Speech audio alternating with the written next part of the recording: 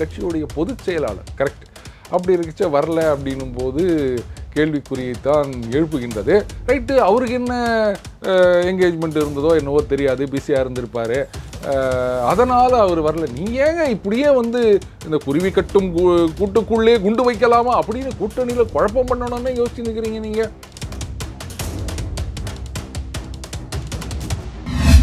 நான் எப்போ எம்எல்ஏ ஆனோம் தெரியுமா? நீங்கள் இப்போ விட்டு உடனே சிஎம் அப்படின்னு பேச முடியுமா? அதனால் அரசியலில் இந்த சீனியர் ஜூனியர்ன்றதெல்லாம் வேலைக்கு ஆகாது. மக்கள் ஆதரவு இருக்குதா, அவ்வளோதான். அத்தோடு விட்டுருங்க.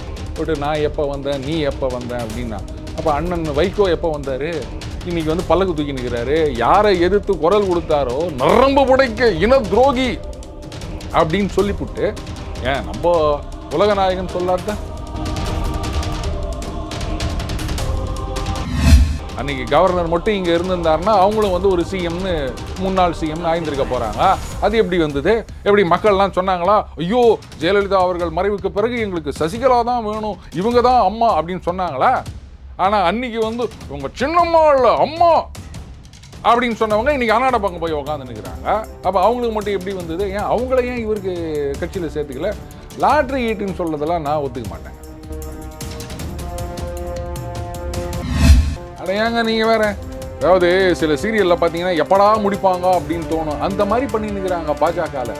டக்கு புக்குன்னு இவங்க தான் தலைவர்னு சொல்ல வேணாம். எவ்வளோங்க ஈர்த்தடிச்சுன்னு இருப்பாங்க. 2026 ஒரு வருஷம் தான் இருக்கு. அதான் இது ரொம்ப ரொம்ப தப்புங்க அவங்க பண்ணுறது.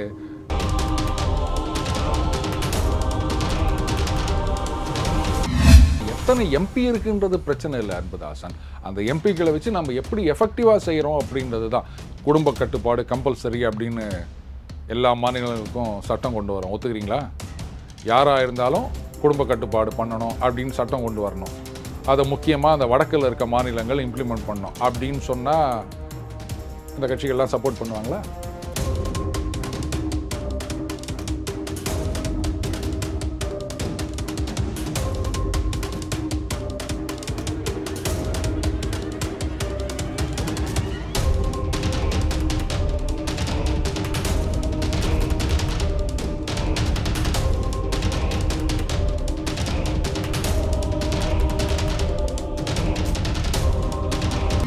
எல்லோ பெஞ்ச் நேயர்களுக்கு வணக்கம். இன்னைக்கு நம்ம கூட டெய்லி பெஞ்ச் அருண் சார் இருக்காரு. அவர்கிட்ட கேட்க நிறைய கொஸ்டின்ஸ் இருக்கு, வாங்க கேட்போம். வணக்கம் சார். வணக்கம் அன்புதாசன். இப்போ வேலுமணி வீட்டில் கல்யாணம் நடந்திருக்கு. அங்கே பிஜேபி பர்சன்ஸ் நிறைய போயிருக்காங்க. ஆனால் ஏடிஎம்கேயோட பொதுச்செயலாளர் அங்கே போல அப்படின்ற ஒரு பேச்சு நடந்திருக்கு. எப்படி பார்க்குறீங்க? போலையா? நிறைய பேர் கேட்டிருந்தாங்க. அது ஏன்னு எனக்கு புரியல. வேலுமணி, தங்கமணி, அப்புறம் இன்னும் வேறு ஏதோ ஒரு மணி சொல்லுவாங்க, அது ரங்கமணி தங்கமணி அப்படின்ற மாதிரி.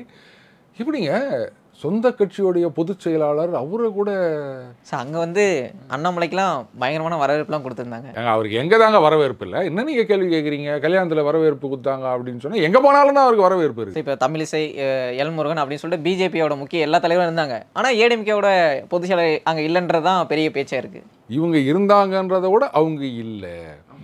கல்யாணத்துலலாம் போனீங்கன்னா அவங்க வீட்டில் ஒரு 10 பசங்க இருக்காங்க அப்படின்னு வச்சுக்கோங்களேன், 9 பேர் போயிருப்பீங்க.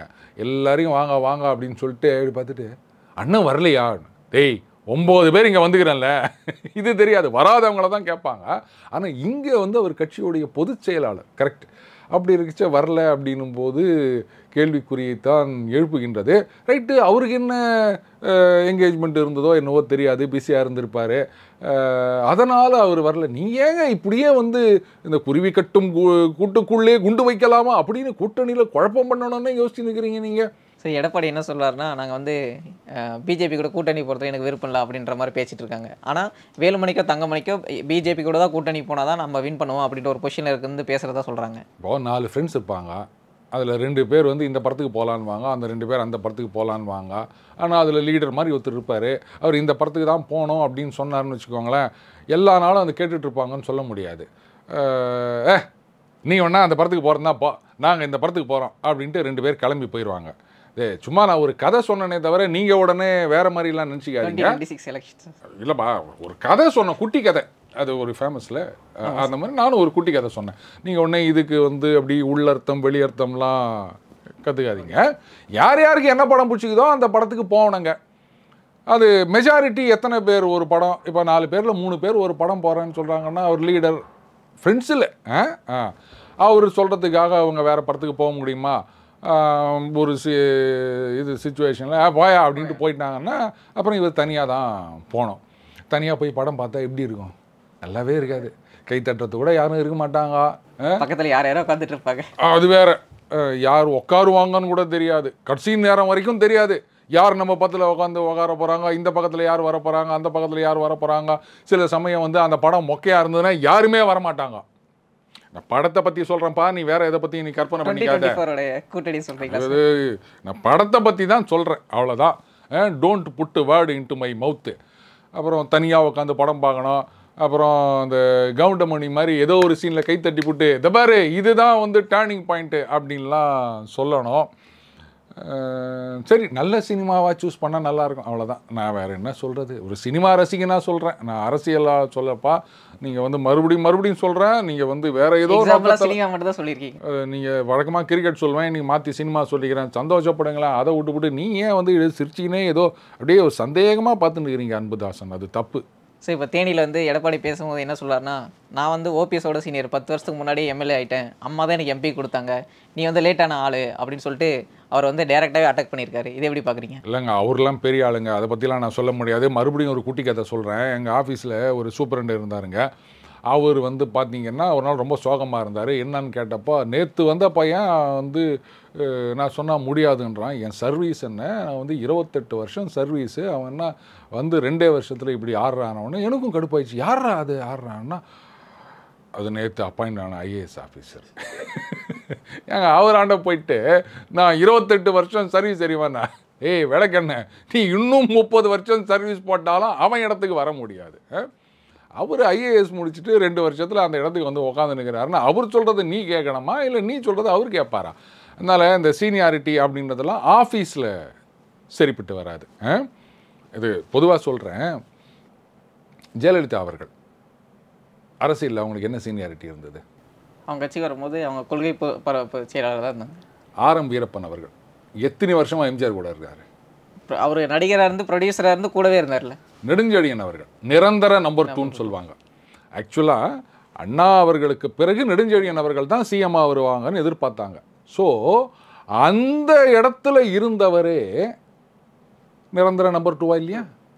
அவர் போயிட்டு நான் என்ன சீனியர் தெரியுமா, நான்லாம் சிஎம்மாக வந்திருக்க வேண்டியது தெரியுமா, என்ன நீங்கள் நேற்று வந்துட்டு கொள்கை பரப்பு செயலாளர் டகால்னு சிஎம் ஆறீங்க அப்படின்னு அவர் கேட்டிருந்தா என்ன நடந்திருக்கும்? அது நடந்தது, நாம் பார்த்தோம். 4 அணின்னு வந்து நின்றாங்க, தென்னை மரம் சின்னத்தில் நின்றாங்க, ஒன்றும் இல்லாமல் போனாங்க. அதனால் இந்த சீனியர் ஜூனியர் அப்படின்றதெல்லாம் அரசியலில் வேலைக்கு ஆகாதுங்க. அப்படி பார்க்க போனால் தளபதி விஜய் அவருக்கு என்ன எக்ஸ்பீரியன்ஸ் இருக்குது? அதிமுகவில் பல பேர் பார்த்தீங்கன்னா இன்றைக்கி வந்து நாங்கள் 2 பேரும் ஒன்றா சேர போகிறோம் அப்படின்ற மாதிரி முடிவே பண்ணிட்டா மாதிரி ஆதரவாக போஸ்ட் போட்டுனுக்கிறாங்க.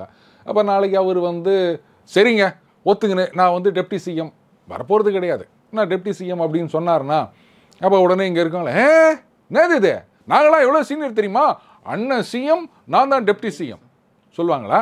தைரியம் இருக்குதா?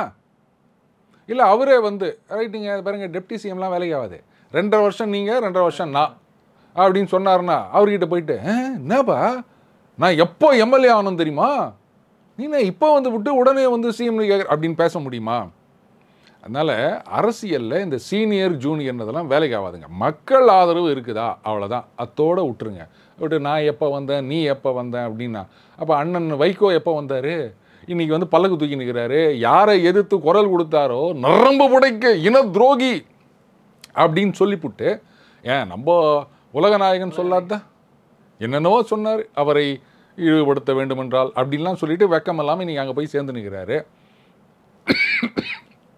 அதனால் இந்த சீனியர் ஜூனியர் விடுங்க, மக்கள் ஆதரவு அவ்வளோதான் இருந்தால் வந்து ஜெயிக்க போகிறோம். அப்படி இல்லையா அப்போ வேறு வழி இல்லை. எங்கள் ஆஃபீஸ் சூப்பரண்ட் மாதிரி நான் என்ன சீனியர் தெரியுமா, என் சர்வீஸ் என்னன்னு அப்படின்னு சொல்லினே இருக்க வேண்டியது தான். ஐஏஎஸ் முடிச்சுட்டு வரவங்க மேலே போய் இருப்பாங்க, நம்ம இப்படியே இருந்து பார்த்துட்டு இருக்க வேண்டியது தான் வைத்தறிச்சலோட, வேறு ஒன்றும் கிடையாது. சார் டிடிவி தினகரன் என்ன சொல்கிறாருன்னா, பிஜேபி கூட கூட்டணி சான்ஸ் இருக்குது, அதாவது எடப்பாடி இல்லாத ஏடிஎம்கே வந்து கூட்டணி அமைச்சு நாங்கள் தேர்தல் நிற்கிறதுக்கு சான்ஸ் இருக்குது அப்படின்னு சொல்லியிருக்காரு. இதை எப்படி பார்க்குறீங்க? என்ன பார்க்குறது, அது அண்ணன் வேலுமணி தங்கமணி அவங்கள தான் கேட்கணும், என்ன ஏன் கேட்குறீங்க நீங்கள்? இல்லை டிடிவி தினகரனை கேளுங்க, அடுத்து என்ன கல்யாணம் ஏதாவது இருக்கா, அதுக்கப்புறமும் யார் யாரை கூப்பிட்றாங்க அப்படின்னு பார்க்கலாம். 26 வரைக்கும் அப்படி நிறைய பேர் நிர்வாகிகள் கல்யாணம் நடக்கும். சார் நேற்று மீட்டிங் என்ன சொல்லியிருக்காருன்னா, நம்ம லாட்ரி டிக்கெட்டில் வரதுக்கு ஏதோ ஒரு சான்ஸ் கிடைக்கும் லாட்ரி டிக்கெட் போட்டால், அந்த மாதிரி தான் எடப்பாடிக்கு வந்து முதலமைச்சர் பதவி கிடைச்சிச்சு அப்படின்னு பேசியிருக்காரு. அப்படி கிடையாதுங்க. யானை மாலை போட்டதாலே ராணி அப்படின்னு அது என்ன படம், சரஸ்வதி சபதமா, ஏதோ வந்தாச்சு இல்லை, அவ்வளோதான். அதனால் அதையெல்லாம் வந்து யாரும் சொல்ல முடியாது. பதவிக்கு வந்தார், பதவிக்கு வந்து அவர் என்ன பண்ணார், எஸ்பெஷலி அந்த கொரோனா பீரியடில் நல்லா மேனேஜ் பண்ணார் எடப்பாடியார் அவர்கள். அட்மினிஸ்ட்ரேஷனை பொறுத்த வரைக்கும் பிரச்சனை கிடையாது. அது வந்து நான் எங்கே இருந்தாலும் நான் சொல்லுவேன், நான் என்றைக்கு வேணும்னாலும் நான் சொல்வேன். என்ன ஒன்று அதை வந்து சரியாக கம்யூனிகேட் பண்ண முடியல மக்கள் மத்தியில். அதுதான் போதாக்குறைக்கு இங்கே வேறு ஒரு ஃபால்ஸ் நெரேட்டிவை செட் பண்ணி மாற்றம் வேணும்னு ஒருத்தர் சொல்லிட்டு வேறு எங்கேயோ மாற்றி போட்டு போயிட்டாங்க. மற்றபடி அதிலெல்லாம் நீங்கள் லாட்ரியில் வந்ததோ இல்லை வந்து குலுக்கு சீட்டில் வந்ததோ, வந்தார், அந்த பதவியை வந்து அவர் ஒழுங்காக வச்சுன்னு நடத்தினாரா, அவ்வளோதான் முடிஞ்சு. தமிழ்நாடு ஹிஸ்ட்ரி பார்த்தா அவர் தான் 4 வருஷம் சீஃப் மினிஸ்டர் தானே சொல்ல போகிறாங்க. இல்லை, அது வந்து நல்லா தாங்க பண்ணார். அதனால் அவருக்கு வந்ததா இவருக்கு வந்ததா அப்படின்னா, அப்போ சசிகலா அவர்களுக்கு வந்து நான் தான் பொதுச் செயலாளர்னு சொன்னாங்களா, அது எப்படி வந்தது, கட்சியில் அப்படியே உழைச்சி வந்ததா, ஏதோ 4 பேர் சேர்ந்துக்கின்னு நீங்களா இது பண்ணிக்கினே அவங்களா அப்படின்னு இதுதானே நடந்தது. அன்றைக்கி கவர்னர் மட்டும் இங்கே இருந்திருந்தாருன்னா அவங்களும் வந்து ஒரு சிஎம்னு முன்னாள் சிஎம்னு ஆய்ந்திருக்க போகிறாங்க.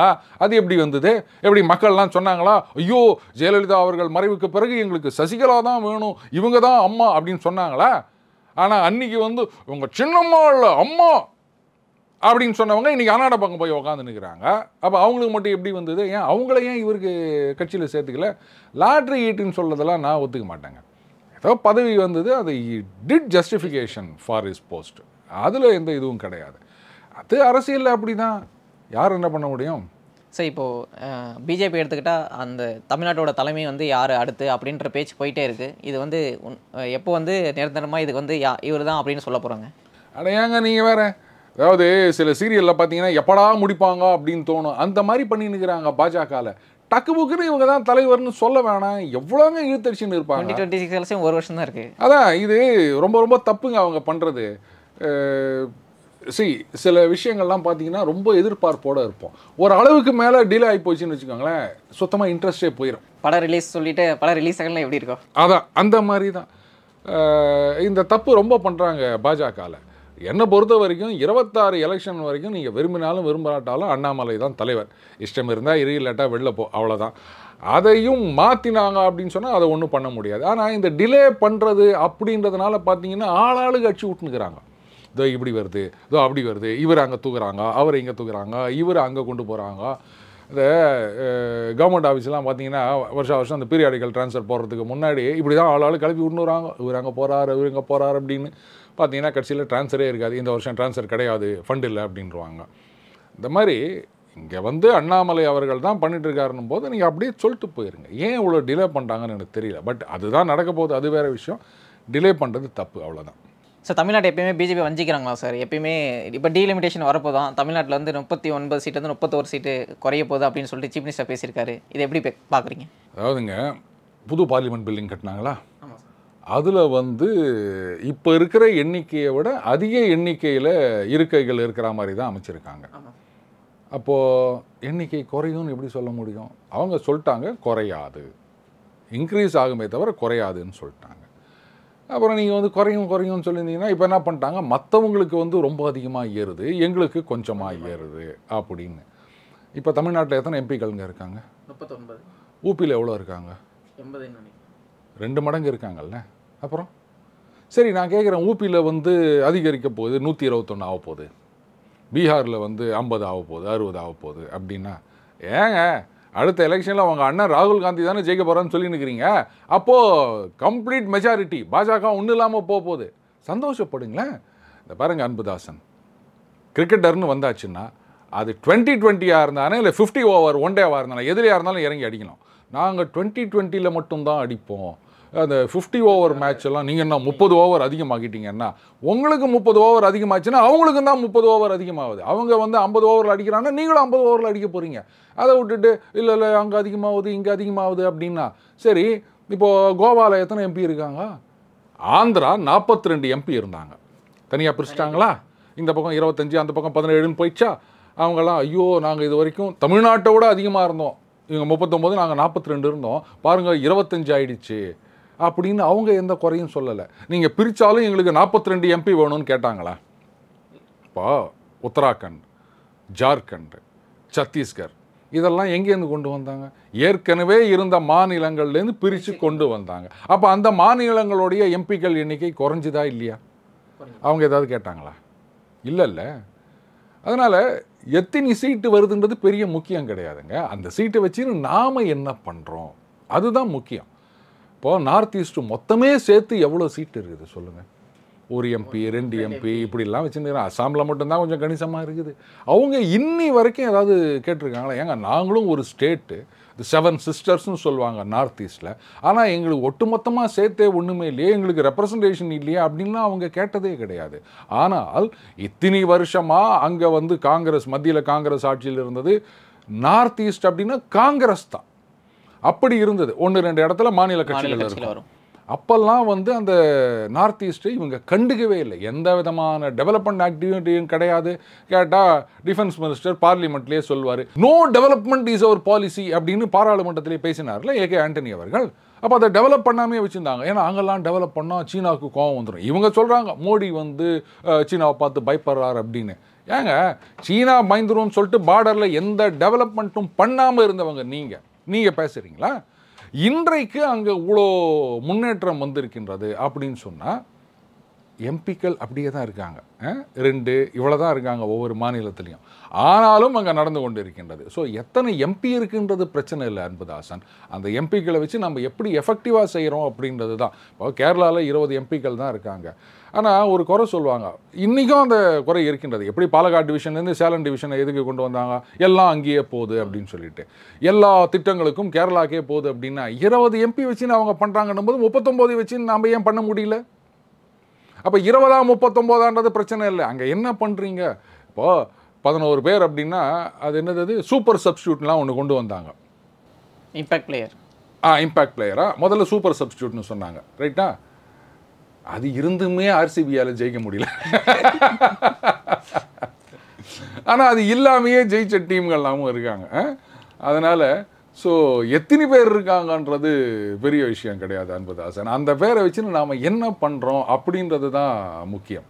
சரி, இப்போது இந்தியா வந்து சுதந்திரம் 1947லேருந்து 71 சென்ட்ரலில் வந்து இந்தியாவோட எம்பி சீட்ஸ் வந்து 470லேருந்து 543 ஏறும்போது தமிழ்நாட்டுக்கு ஒரு 4 சீட்டு 5 சீட்டு தான் ஏறுது. அப்படின்னும் போது 71 சென்சஸ் கணக்குப்படியே இப்போ இருக்கிற பாப்புலேஷன் எடுத்து பார்த்தா தமிழ்நாட்டோட ரெப்ரசன்டேஷன் பார்லிமெண்ட்டில் குறைய தானே செய்யும். இதைத்தான் நான் சொன்னேன். எத்தனை பேர் இருக்கீங்கன்னு, அதாவது இது குறையுன்றது கிடையாதுங்க, இன்க்ரீஸ் ஆகும். அந்த இன்க்ரீஸ் எவ்வளோ ஆகுதுன்றது தான் இப்போ கேள்வி. சரிங்களா?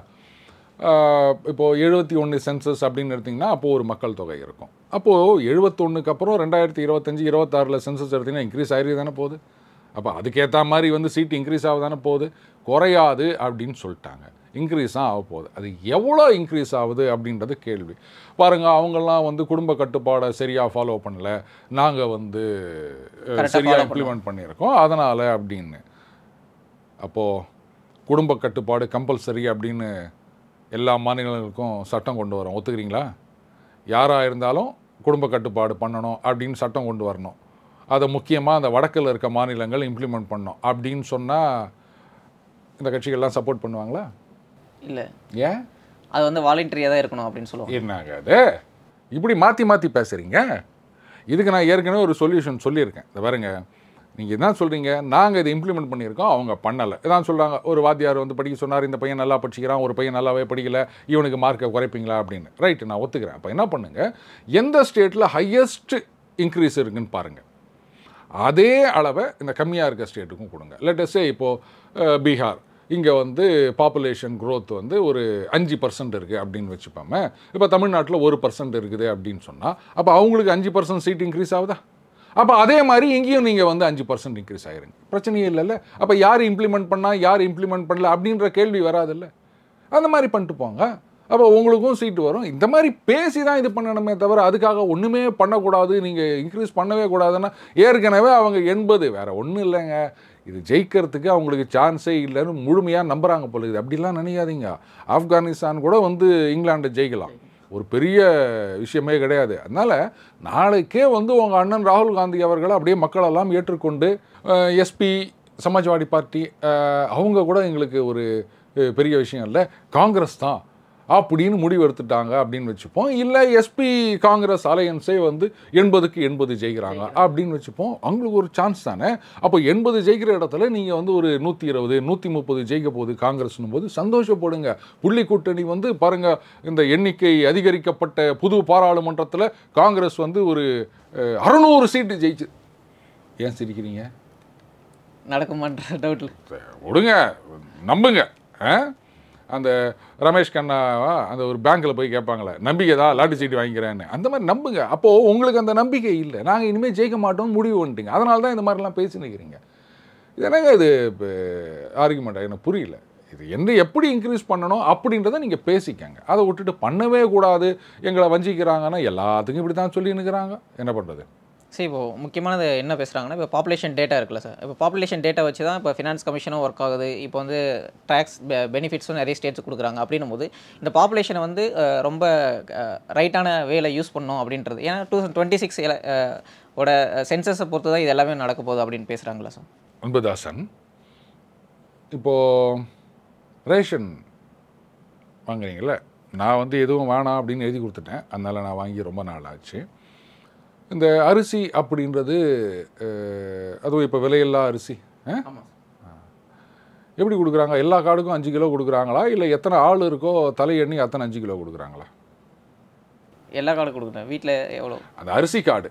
ஆமாம் சார். உங்கள் வீட்டில் எத்தனை பேர் இருக்காங்களோ அதுக்கேற்ற மாதிரி அந்த எத்தனை பர்சன்ட் இருக்காங்களோ அவங்களுக்கு எவ்வளோ சாப்பாடு தேவைப்படுமோ அந்த அரிசி அப்படி கொடுப்பாங்க. நான் வந்து ஃபேமிலி பிளானிங் நீங்கள் சொன்னீங்களேன்ட்டு நாம் இருவர் நமக்கு ஒருவர் அப்படின்னு நான் நிறுத்திக்கிறேன். எனக்கு வந்து 3 பேருக்கான 5 கிலோன்னு வச்சுக்கோங்களேன், 5 கிலோ தான் கொடுப்பீங்க. அன்புதாசன் வந்து அந்த எலான் மஸ்க் இப்போ 14வது குழந்தை பிறந்திருக்கு தான். அந்த மாதிரி 14 குழந்தை அன்புதாசன் பெற்று வச்சுருக்காரு. அப்போ அவருக்கு வந்து 14 + 2 16 5 5 80 கிலோ கொடுப்பீங்களா அப்படின்னு கேட்டால் எப்படி இருக்கும்? எனக்கு பதில் சொல்லுங்கள். ரேஷன் கார்டுலேயே ஆரம்பிச்சிச்சு. எத்தனை பேர் இருக்காங்களோ அவ்வளோ அரிசி, வேறு என்னென்ன கொடுப்பாங்களோ பருப்பு அதெல்லாம் கொடுக்குறாங்க அப்படின்னும் போது அப்புறம் இதை ஏங்க நீங்கள் எதிர்க்கிறீங்க? அப்போ ஒன்று செய்யுங்க, இந்த குடும்ப கட்டுப்பாடு அப்படின்னா இனிமேல் வந்து உங்கள் வீட்டில் எத்தனை பேர் இருந்தாலும் ஒரு அப்பா அம்மா நாம் இருவர் போனால் போது நமக்கு இருவர் 4 பேர் அதுக்கான அரிசி தான் கொடுப்போம் அப்படின்னு சொல்லுவீங்களா? தப்பு இல்லை? அந்த மாதிரி தான் இது. இதை வச்சு தான் கொடுப்பாங்க, அதை வச்சு தான் கொடுப்பாங்க அப்படின்னா மறுபடியும் இங்கே தான் சொல்கிறாங்க, நாங்கள் வந்து நிறைய கொடுக்குறோம், எங்களுக்கு வந்து கம்மியாக கொடுக்குறாங்கன்னு. சரி, தமிழகத்தில் பார்த்தீங்கன்னா வரி வருவாய் எந்தெந்த மாவட்டங்களில் வருதுன்னு பாருங்கள். காஞ்சிபுரம் வரும், இந்த கோயம்புத்தூர் திருப்பூர் இதெல்லாம் வரும். ராமநாதபுரத்துலேருந்து எவ்வளோ வரும், தர்மபுரியிலேருந்து எவ்வளோ வரும். அப்போ வந்து இது பாருங்கள், நாங்கள் கட்டுற காசில் அட்லீஸ்ட் பாதி எங்களுக்கு வரணும் அப்படின்னு எல்லா டிஸ்ட்ரிக்ட்டும் கேட்க ஆரம்பித்தாங்கன்னா என்ன பண்ணுவீங்க? அங்கேருந்து ஒன்றுமே வரல. இருந்தாலும் நம்ம என்ன பண்ணுறோம், நலத்திட்டங்கள்னு கொண்டு போகிறோம். ஏன்னா அதெல்லாம் பேக்வேர்டு ஏரியாஸாக இருக்குது, பெரிய இண்டஸ்ட்ரி கிடையாது, அந்த விவசாயமும் வந்து அந்த அளவுக்கு ப்ராஃபிட்டபுளாக இல்லை. அதனால் அங்கே இருக்கிற மக்களுக்கு வந்து நாம் ஏதாவது செஞ்சாலும் இப்படி தானே பண்ணிகிட்ருக்கோம். அதை விட்டு நான் கட்டுற காசு நீ எனக்கே திருப்பி கொடு அப்படின்னு சொன்னால் சரி வருமா? இப்போது ஒரு நிறுவனம்னே எடுத்துக்கோங்களேன், சேல்ஸில் ஒருத்தர் இருப்பார். அவர் என்ன பண்ணுவார், போயிட்டு இந்த வருஷம் வந்து நான் ஒரு 10 கோடி சேல் பண்ணிட்டு வந்தேன் அப்படின்னு சொல்லிட்டு பாருங்க, என்னால் தான் இந்த 10 கோடி சேல் ஆச்சு. அப்போ இதில் வந்து உங்களுக்கு 2 கோடி ப்ராஃபிட் வந்ததா, அப்போது 2 கோடி எனக்கே கொடுத்துருங்க, அட்லீஸ்ட் பாதியாவது கொடுங்க அப்படின்னு கேட்டாருன்னா, அப்போ ப்ரொடக்ஷனில் இருக்கவங்க, மார்க்கெட்டிங்கில் இருக்கவங்க, அட்வர்டைஸ்மெண்ட்டில் இருக்கவங்க, அக்கௌண்ட்ஸில் இருக்கவங்க, அவங்களாம் என்ன பண்ணுவாங்க? எல்லாருக்கும் சேர்த்து தானே கொடுக்குறீங்க. போனஸ் அப்படின்னாலே எப்படிங்க கொடுக்குறீங்க? எவ்வளோ லாபம் வந்துருக்குதோ அதை எல்லாருக்கும் பகிர்ந்து கொடுக்குறீங்க. அவர்கிட்ட வந்து என்னங்க இவர் அக்கௌண்ட்ஸில் உக்காந்துக்கின்னு குத்தங்குறை தான் கண்டுபிடிச்சின்னுக்கிறாரு, அவருக்கும் ஒரே போனஸு, நான் வந்து 10 கோடி ரூபா ஆர்டர்ஸ் பிடிச்சின்னு வந்திருக்கேன், எனக்கும் ஒரே போனஸான்னு யாராவது கேட்குறோமா? இதெல்லாம் ரெட்டாரிக், வேறு ஒன்றும் கிடையாது. சும்மா அதை கேட்க வேண்டியது தான். அப்படியே ஜனங்களை வந்து உசுப்பேற்றி விட்டு நாமளும் வந்து அதெல்லாம் சரியாக யோசிக்கிறது கிடையாது. வேறுங்க ஒன்றே சொல்கிறேன், ராகுல் காந்தி தான் எதிர்கால, ரொம்ப வருஷமாக அப்படி தான் சொல்லி நிற்கிறோம், வருங்கால பிரதமர் அப்படின்னு, நிரந்தர வருங்கால பிரதமர் ஆகிடுவார் போலுக்குது அவர். அவர் தான் ஜெயிக்க போகிறாரு, இனிமேல் புள்ளி கூட்டணி தான் ஆட்சிக்கு வரப்போகுது அப்படின்னு சொன்னால் நீங்கள் வரவேற்கணும். அப்படி இல்லைன்னு சொன்னீங்கன்னா உங்களுக்கே நம்பிக்கை இல்லை, இனிமேல் அவங்களால புள்ளி கூட்டணி ஆட்சிக்கு வர முடியாது, காங்கிரஸ் வந்து அவ்வளோதான் முடிஞ்சு போச்சு அப்படின்னா எதிர்க்கணும். அவ்வளோதான், வேறு ஒன்றும் கிடையாது அன்புதாசன். சார் லாஸ்ட் ஒரு 25 இயர்ஸாக ஃபினான்ஸ் கமிஷன் வந்து அதாவது பாப்புலேஷன் டேட்டா வச்சு தான் நம்மளுடைய வரியை வந்து பகிர்ந்து கொடுத்துட்ருக்காங்க. அப்படின்னும் போது ஒரு சதர்ன் ஸ்டேட்ஸ்லேருந்து இப்போ நார்தர்ன் ஸ்டேட்ஸ்க்கு அதிகமான ஃபண்டு போதில்ல சார், அந்த நார்தர்ன் ஸ்டேட்ஸ் வந்து அதிகமாக ஃபண்டு வாங்குறது அவங்க எந்த அளவுக்கு யூட்டிலைஸ் பண்ணுறாங்கன்ற ஒரு கொஷின் வந்துகிட்டே இருக்குல்ல சார்? கரெக்ட். அதாவது பல வருடங்களாக காங்கிரஸ் இருந்தப்போ அதெல்லாம் ஒன்றும் பண்ணாமல் இருந்தாங்க, எதிர்க்கட்சியில் இருக்கும்போது ஒன்றும் பண்ணாமல் இருந்தாங்க. இப்போ பாஜக ஆட்சிக்கு வந்த பிறகு நிறைய மாற்றங்கள் வந்து கொண்டு இருக்கின்றன. சொல்லப்போனால் சமீபத்தில் ஒரு ஸ்டாட்டிஸ்டிக்ஸ் கொடுத்துருந்தாங்க. அதில் வந்து அந்த பல பேராமீட்டர்ஸில் பார்த்தீங்கன்னா முதல் 3 இடங்களில் பல இதில் வந்து ஊபி வந்திருந்தது. இது வரைக்கும் அது மாதிரி பார்த்ததே கிடையாது. அதே மாதிரி அந்த வெளிநாட்டு முதலீடுகளும் போது நேற்றுக்கு ஒருத்தர் சொல்லியிருந்தாரு, மொத்தம் 30 லட்சமோ என்னவோ சைன் பண்ணியிருந்தாங்க, அதில் 10 லட்சம் கோடி வந்திருக்கு, மீதி ஆன் த பைப்லைன், அதை ஃபாலோ பண்ணிகிட்ருக்காங்க அப்படின்னாங்க. அது எந்த அளவுக்கு உண்மை நான் ஒன்றும் ஃபேக்ட் செக் பண்ணலை. பட் அங்கே பெரிய மாற்றங்கள் நடந்து கொண்டிருக்கின்றன. எப்படி சொல்கிறேன்னா, இந்த மெட்ரோ வேலை நடுவில் சொணங்கி போச்சு. அதுக்கு கான்ட்ராக்டர்லாம் என்ன சொல்கிறாங்க, இல்லைங்க லேபர்ஸ்லாம் அங்கேருந்து வரமாட்டிருக்காங்க. ஏன் வரமாட்டேங்கிறாங்க? அங்கே அவங்களுக்கு சொந்த இடத்துல வேலை நிறைய கிடைக்குதுல்ல, சோத்துக்கு இல்லைன்னு இங்கே வரா அப்படின்னு சொல்கிறீங்க. அப்போது அவன் வரல அப்படின்னா என்ன காரணம்? அவனுக்கு அங்கேயே வேலை கிடச்சிச்சு, இவ்வளோ தானே. இதுக்கு மேலே வேறு என்ன எவிடன்ஸ் வேணும்னு நினைக்கிறீங்க நீங்கள்? அப்போது அவங்களும் வந்து டெவலப் பண்ணிக்கிறாங்க. ஏன் இவ்வளோ நாளாக ஆவலை அப்படின்னா, காங்கிரஸ் அங்கே ஆட்சியில் இருந்தது, அதனால் ஆவலை. ஏங்க நான் கேட்குறேன், ஒரு ஒன்றுவான அன்புதாசன், நீங்களே 2 மணி நேரம் இப்படியே உட்காந்துக்கங்க சேரில், நவுறாதீங்க. அதுக்கப்புறமா திபுன்னு ஓட சொல்லுங்க. சார் இருங்க சார் அப்படின்னு எழுந்து நெட்டி முறிப்பீங்க, கையால் உதறுவீங்க.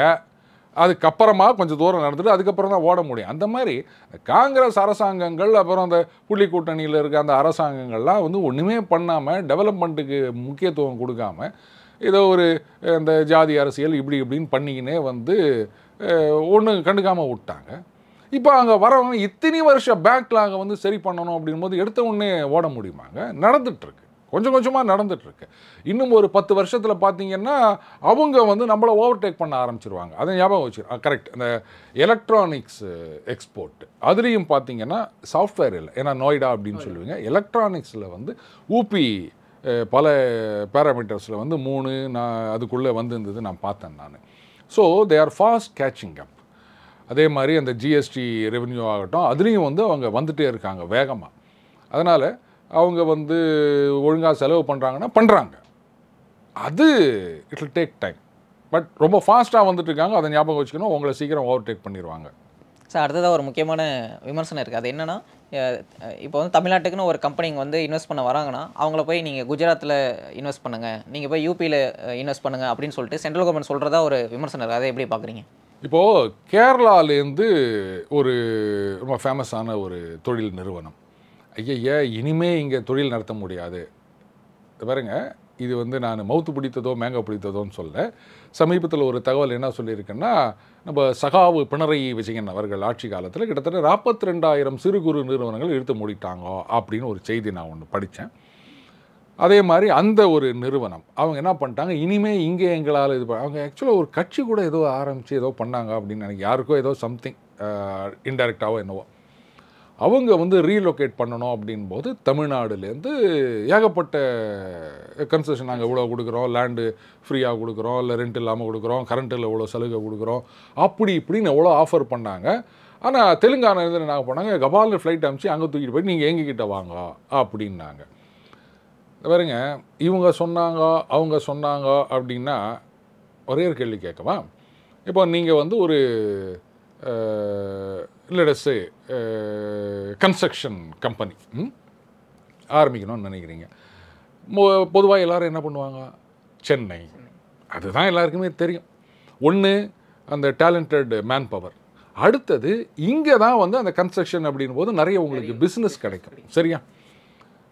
இல்லை நீங்கள் என்ன பண்ணுங்கள், அந்த எருமை வெட்டி பாளையம், அது எங்கேருந்து வந்ததுன்னு தெரில அந்த பேர், அது என் நகலை சுற்றி நிற்குது, நீங்கள் அங்கே கொண்டு போய் இதை பண்ணுங்க அப்படின்னு சொன்னால் போயிடுவாங்களா அவங்க? சார் யார் சார் கிளைண்ட் வருவாங்க? என்ன சார் பிஸ்னஸ்ஸு?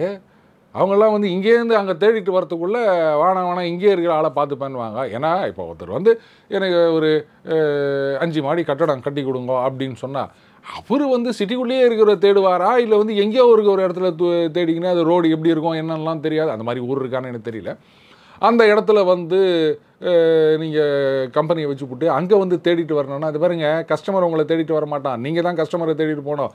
எங்கேயோ கொண்டு போய் வச்சுக்கின்னு, அது மட்டும் இல்லை, நீங்கள் அங்கே ஒரு ஆஃபீஸை ஆரம்பிச்சுட்டு அது வந்து சென்னையிலேருந்து ஒரு 200-300 கிலோமீட்டர் இருக்குது, அந்த மாதிரி ஒரு இமேஜினரி ஊர் அப்படின்னு வச்சுப்போமே, நீங்கள் வேலைக்கு யார் எடுத்தீங்கன்னா எங்கே இருக்குது அந்த ஊர், பக்கத்தில் ஒரு பிஸ்ஸா கார்னர் கூட கிடையாது, ஒரு காஃபி இது கிடையாது, நான்லாம் அங்கே வேலை வரணுமா அப்படின்ட்டு இந்த டாப் லெவல் டேலண்டட் பர்சன் போக மாட்டாங்க. அது அப்போ என்ன அது பண்ணுவீங்க? வந்து இங்கே நடக்கும்ல சார். இப்போ வந்து ஒரு கம்பெனி வந்து தமிழ்நாட்டுக்கு வராங்க, எடுத்துகிட்டு போய் நம்ம யூபியில் போகும்போது அங்கே மேன் பவர் ரொம்ப கம்மி இல்லை சார். இல்லை, அதைத்தான் நான் சொல்ல வரேன். அப்போது யாராவது என்னதான் ப்ரெஷர் இருந்தாலும் இந்த மாதிரி ஒரு இமேஜினரி ஊரில் கொண்டு போயிட்டு கம்பெனி ஆரம்பிப்பாங்களா? அப்போது பல கோடிகள் செலவு பண்ணி ஒரு கம்பெனி ஒருத்தவங்க ஆரம்பிக்கிறாங்க அப்படின்னு சொன்னால், சார் எனக்கு ஆள் கிடைக்காது, அங்கே ரோடு கனெக்டிவிட்டி இருக்காது, கரண்ட் இருக்காது, இங்கே போய் நீங்கள் வந்து எனக்கு கம்பெனி ஆரம்பிக்க சொல்கிறீங்களா அப்படின்னு கேட்பாங்களா? இல்லை சொன்னான்றதுக்காக அங்கே போய் ஆரம்பிச்சிருவாங்களா? நீங்கள் வந்து அவங்க கொடுக்கறத விட பெட்டர் ஆஃபர் கொடுத்தீங்கன்னா வரப்போகிறாங்க. அடுத்தது நீங்கள் சொல்கிற மாதிரி அங்கே எதுவுமே இல்லைன்னா யாரும் போகிறது கிடையாது. ஆள் இல்லாத கடையில் டீ ஆத்துறதுக்கு எவனாவது டீ கடை போடுவானா? ஆனால் ரஜினி முருகனா அந்த கடை போடுவாங்கல்ல, காசு சிவகார்த்திகேயன், எடுத்துகிட்டு போய் சும்மா கொட்டுவானா? அதான் அந்த மாதிரி. ஸோ அங்கே வந்து அவங்களுக்கு எல்லாமே கிடைக்குது அண்ட் ஆஃபர் காம்படிட்டிவாக இருக்குது. நான் ஒன்றே ஒன்று கேட்குறேங்க. இப்போ வந்து ஊபியில் சொல்கிறாங்க, பரவா இந்த லேண்டுக்கு நீ வந்து ஏக்கருக்கு வந்து 10 கோடி ரூபா கொடுக்கணும், ஆர் சே 1 கோடி ரூபா வாடவர் அப்படின்றாங்க. இன்னொரு ஸ்டேட்டில் வந்து நாங்கள் ஃப்ரீயாக கொடுக்குறோன்றாங்க. எங்கே வருவாங்க? அவ்வளோதானே. அப்போ அவனை மாதிரி நீங்கள் ஒரு ஆஃபர் கொடுங்க. அவங்க வந்து ஃப்ரீயாக கொடுக்குறாங்களா, அப்போ நீங்களும் மேட்ச் த ஆஃபர், அவ்வளோதான். அதை விட்டுட்டு இது மாதிரிலாம் வந்து சொல்லிட்டு இருக்கிறது வைத்தறிச்சல் தான். அவங்க வந்து இப்போ நான் ஏற்கனவே சொன்னல, they are fast picking up அப்படின்னு. அதனால தான் அங்கே ரோட் கனெக்டிவிட்டின்றது அட்டகாசமாக போயின்னுக்குதுங்க. அந்த ஹைவேஸ் எல்லாம் கலக்கிட்டு இருக்காரு யோகி அவர்கள். அதனால தான் வந்து அங்கே லாஜிஸ்டிக்ஸ் ரோடு இருந்தாலும் ஆட்டோமேட்டிக்காக இன்ஃப்ராஸ்ட்ரக்சர் அதிகமாகும் போது அது காஸ்ட். நீங்கள் தமிழகத்திலே பார்த்தீங்கன்னா திடீர்னு இப்போ நேற்றுக்கு பேப்பரில் படித்தேன், கத்திரிக்காய் அதெல்லாம் வந்து 10 ரூபா கிலோவாம், முருங்காய் 40 ரூபா. ஒரு வாரத்துக்கு முன்னாடி தான் வந்து 140 ரூபாய்க்கு வாங்கினேன் கிலோ, இப்போ வந்து 40 ரூபா ஆகி போச்சுங்க. கத்திரிக்காய் சவுச்சவெல்லாம் 10 ரூபா 5 ரூபா கிலோ வருது அப்படின்னு சொல்கிறாங்க. யோசிச்சு பாருங்கள். தக்காளி அது திடீர்னு இறங்குங்க வெங்காயம் மாதிரி. சில நாளில் பார்த்தீங்கன்னா தக்காளிக்கு விலை கிடைக்கலன்னு சொல்லிட்டு விவசாயிகள்லாம் அப்படியே கொண்டு போய் ரோட்டில் கொட்டுவாங்க. ஏன்னா கனெக்டிவிட்டி இருந்தது அப்படின்னு சொன்னால் உள்ளே இருக்கிற விவசாயி முதற்கொண்டு அதை போயிட்டு ப்ரொக்யூர் பண்ணுறதுக்கு நீங்கள் வசதி ஏற்படுத்தி கொடுத்தீங்க. கனெக்டிவிட்டியாக ஸ்டோரேஜ் ஃபெசிலிட்டிஸ் இருந்தால் அவங்களுக்கு நல்ல லாபம் கிடைக்கும். அதை பண்ணணும்ல. அதை பண்ணாமல் நீங்கள் இது மாதிரி விட விவசாயிகள்லாம் வந்து வைத்தறிச்சலோட அறுக்கிற கூலி கூட எங்களுக்கு கிடைக்க மாட்டுதுங்க. அதனால் அங்கே வந்து அவங்களுக்கு பெட்டர் ஆப்பர்ச்சுனிட்டிஸ் இருக்குது, ப்ராஸ்பெக்ட்ஸ் இருக்குது அப்படின்னா யாராக இருந்தாலும் அங்கே தான் போகிறாங்க. ஒன்றுமே இல்லாத இடத்துல யாரும் போய் கடை போட போகிறது கிடையாது. அவங்க வேகமாக முன்னேறுகிறார்கள். இவ்வளோ நாள் காங்கிரஸ் காலை கட்டி வச்சிருந்தது, இப்போ அவங்க ஓடுறாங்கன்னும் போது எரிச்சலாக இருக்குது. வேறு ஒன்றும் கிடையாது அன்புதாசன். ஸோ நேரத்தை ஒதுக்கி ரொம்ப நல்ல கருத்துக்களை தெரிவிச்சுங்க. ரொம்ப நன்றி சார்.